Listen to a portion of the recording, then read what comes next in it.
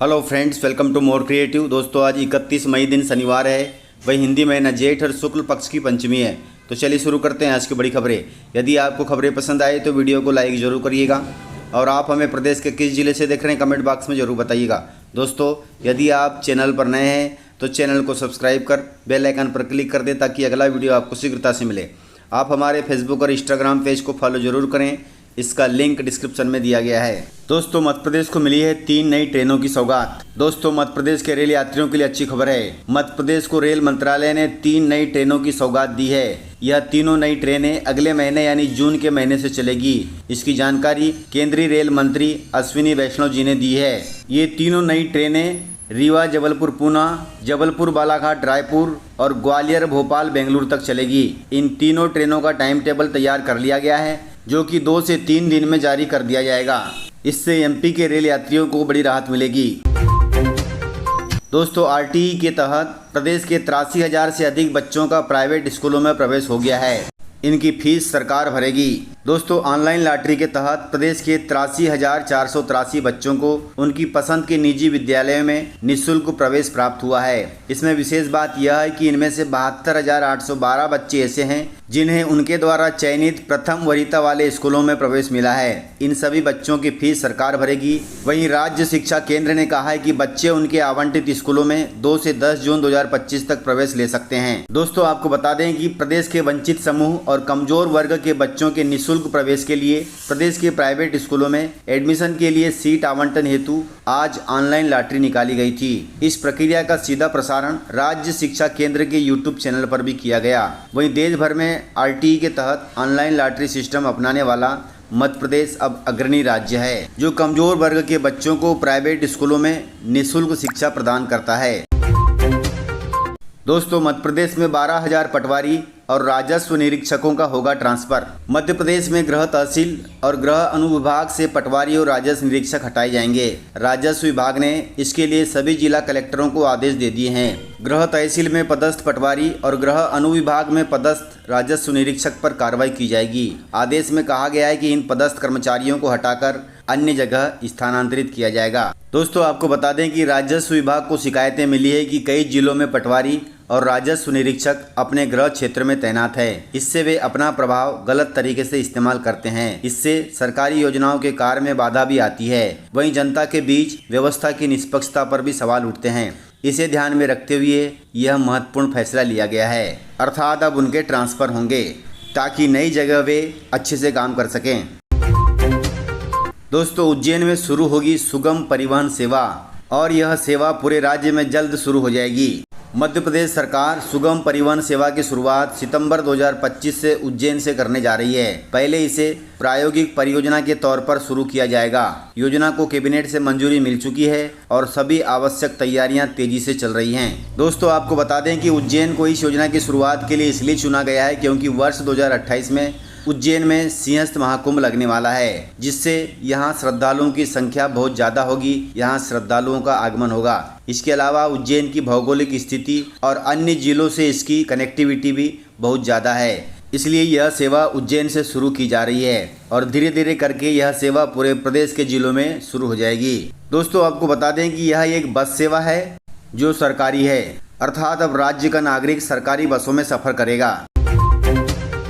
दोस्तों, किसानों के लिए जरूरी खबर है। प्याज के दामों ने किसानों को रुला दिया है। लागत निकालना भी मुश्किल हो रहा है। मध्य प्रदेश की मंडियों में प्याज के थोक भाव ने किसानों की कमर तोड़ दी है। कुछ जगह पर तो रेट इतने गिर गए हैं कि लागत भी नहीं निकल पा रही है। इससे किसान आक्रोशित हैं और सरकार से तत्काल राहत की मांग कर रहे हैं। आपको बता दें कि 100 रुपये क्विंटल पर प्याज बेचने वाले किसानों को ट्रांसपोर्ट और मजदूरी निकालना भी मुश्किल हो रहा है। इस गिरावट से हजारों किसानों की आजीविका पर संकट मंडरा रहा है। वहीं अभी तक राज्य या केंद्र सरकार की तरफ से कोई ठोस राहत नहीं मिली है। किसानों की मांग है कि प्याज के न्यूनतम मूल्य की गारंटी दी जाए ताकि भविष्य में वे इस तरह के नुकसान से बच सकें। किसानों का कहना है कि सरकार को इस पर तुरंत हस्तक्षेप करना चाहिए, किसानों की मदद करनी चाहिए, वरना आने वाले समय में ज़्यादा किसान खेती छोड़ने पर मजबूर हो जाएंगे। दोस्तों, मध्य प्रदेश में बीमा कंपनी पर हुआ भारी जुर्माना। प्रदेश की राजधानी भोपाल से खबर है। भोपाल के एक उपभोक्ता को इलाज का खर्च बीमा कंपनी ने देने से इनकार कर दिया, जबकि उन्होंने बीमा करवाया था। उपभोक्ता ने जिला उपभोक्ता आयोग में इसकी शिकायत दर्ज कराई। आयोग ने सुनवाई के बाद कंपनी पर 2.5 लाख रुपए का हर्जाना लगाया। इस मामले में बीमा कंपनी ने पुरानी बीमारियों की जानकारी छुपाने का आरोप उपभोक्ता पर लगाया था। उपभोक्ता ने इसका खंडन करते हुए सभी दस्तावेज पेश भी कर दिए। वहीं आयोग ने उपभोक्ता के पक्ष में फैसला लिया और कंपनी को 2.5 लाख रुपए का हर्जाना देने को कहा। दोस्तों, इस प्रकार से होता है। बीमा कराने के बावजूद भी बीमा कंपनियां हर्जाना देने को नकारती है, इसलिए थोड़ा सावधान रहें। यदि ऐसा होता है तो तुरंत उपभोक्ता मामले में शिकायत करें। दोस्तों, मध्य प्रदेश में दूध उत्पादक किसानों को बोनस का इंतजार अभी भी सता रहा है। मध्य प्रदेश के लाखों दूध उत्पादक किसानों के लिए उम्मीद भरी घोषणा पिछले साल सरकार ने फरवरी में की थी।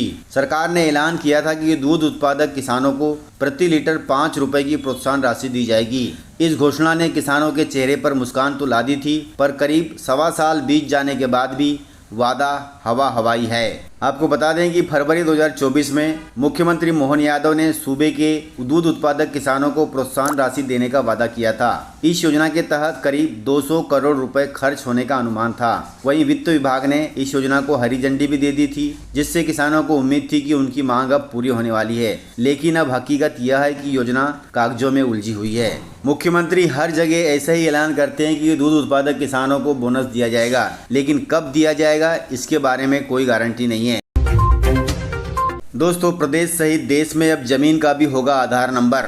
भारत सरकार ने डिजिटल इंडिया को और मजबूत करने के लिए एक महत्वपूर्ण पहल शुरू की है, जिसका नाम वन नेशन वन रजिस्ट्रेशन है। इस योजना के तहत देश में जमीनों का डिजिटल रजिस्ट्रेशन किया जाएगा और हर जमीन को एक यूनिक नंबर प्रदान किया जाएगा, जिसे आप जमीन का आधार नंबर कह सकते हैं। दोस्तों, आपको बता दें कि केंद्र सरकार ने डिजिटल इंडिया के तहत सरकारी सेवाओं को डिजिटल रूप देने पर विशेष जोर दिया है। वहीं नोटबंदी और जीएसटी जैसे बड़े फैसलों ने डिजिटल व्यवस्था को और मजबूती दी है। इसी कड़ी में अब नागरिकों के पास जो आधार नंबर है, उसी के साथ साथ अब जमीनों के लिए भी एक यूनिक डिजिटल नंबर अर्थात आधार नंबर देने का फैसला लिया गया है। इस पर काम चल रहा है और जल्द ही जमीनों का आधार नंबर भी आ जाएगा।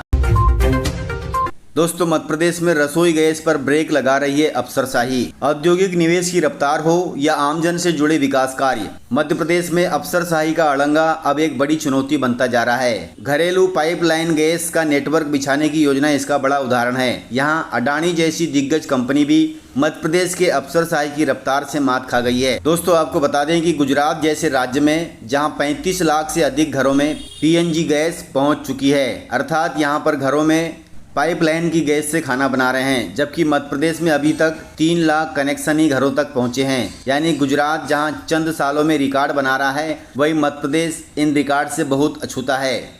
मध्य प्रदेश में पाइपलाइन की योजना पिछले 16 साल से चल रही है, लेकिन अभी तक 3 लाख घरों में ही पाइपलाइन से गैस पहुंची है। मजेदार विडंबना यह है कि जिस मध्य प्रदेश की धरती पर मीथेन जैसी बहुमूल्य गैस भरपूर है, वहीं के लोग घरों में पीएनजी कनेक्शन के लिए तरस रहे हैं। कुल मिलाकर अफसरशाही के अड़ंगे के चलते यह काम नहीं हो पा रहा है। सरकार को इस पर संज्ञान लेना चाहिए और अफसरों की क्लास लेना चाहिए, ताकि प्रदेश के सभी घरों में पाइपलाइन से गैस पहुंच सके। इस प्रकार से जानकारियां थी। तो मिलते हैं सर अगले वीडियो में, तब तक के लिए जय हिंद, जय भारत, जय एमपी।